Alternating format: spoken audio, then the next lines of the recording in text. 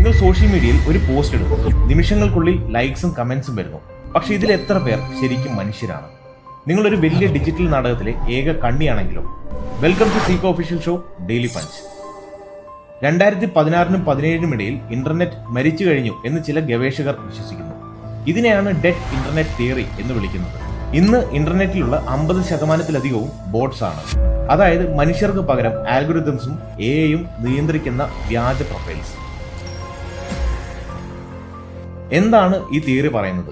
ഒരു ബോട്ട് ഒരു ഫോട്ടോ അല്ലെങ്കിൽ വീഡിയോ പോസ്റ്റ് ചെയ്യുന്നു. ഉടനെ തന്നെ മറ്റ് ആയിരക്കണക്കിന് ബോട്ട് അക്കൗണ്ട്സ് അതിന് ലൈക്ക് അടിക്കുന്നു, കമന്റ്സ് ചെയ്യുന്നു. ഇത് കാണുന്ന യഥാർത്ഥ മനുഷ്യൻ വിചാരിക്കും ഇത് വലിയ സംഗതിയാണല്ലോ എന്ന്. ശരിക്കും അവിടെ നടക്കുന്നത് ബോട്ടുകൾ തമ്മിലുള്ള ഒരു ഇടപാടാണ്. നമ്മൾ വെറും ഒരു കാഴ്ചക്കാരൻ മാത്രമായി മാറുന്നു. പലപ്പോഴും ട്വിറ്ററിലും ഇൻസ്റ്റഗ്രാമിലും നടക്കുന്ന ചർച്ചകൾ പോലും കൃത്രിമമായി ഉണ്ടാക്കുന്നതാണ് എന്നാണ് ഈ തിയറി പറയുന്നത്. 2 പ്രധാന കാരണങ്ങളാണ് ഇതിനുള്ളത്: പണവും അധികാരവും. ഒന്ന്, മാർക്കറ്റിംഗ്. ഒരു ബ്രാൻഡ് അല്ലെങ്കിൽ ഉൽപ്പന്നം ഭയങ്കര പോപ്പുലർ ആണെന്ന് തോന്നിപ്പിക്കാൻ ഈ വ്യാജ എൻഗേജ്മെന്റ് സഹായിക്കും. 2, പൊളിറ്റിക്സ്. ജനങ്ങളുടെ അഭിപ്രായം രൂപപ്പെടുത്താൻ പെർസെപ്ഷൻ മാനേജ്മെന്റ് വ്യാജ പ്രൊഫൈൽസ് വഴി തരംഗങ്ങൾ ഉണ്ടാക്കുന്നു.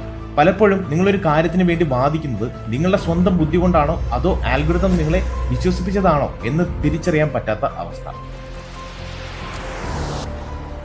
പണ്ട് ബോട്ട് കമന്റ്സ് കണ്ടാൽ പെട്ടെന്ന് മനസ്സിലാകുമായിരുന്നു. പക്ഷെ ഇന്ന് ജനറേറ്റീവ് എഐ വന്നതോടെ മനുഷ്യർ എഴുതുന്നത് പോലെ തന്നെ ബോട്ട്സിനും എഴുതാൻ പറ്റും. അവയ്ക്ക് ഫോട്ടോസും വീഡിയോസും സ്വന്തമായി ഉണ്ടാക്കാൻ കഴിയും.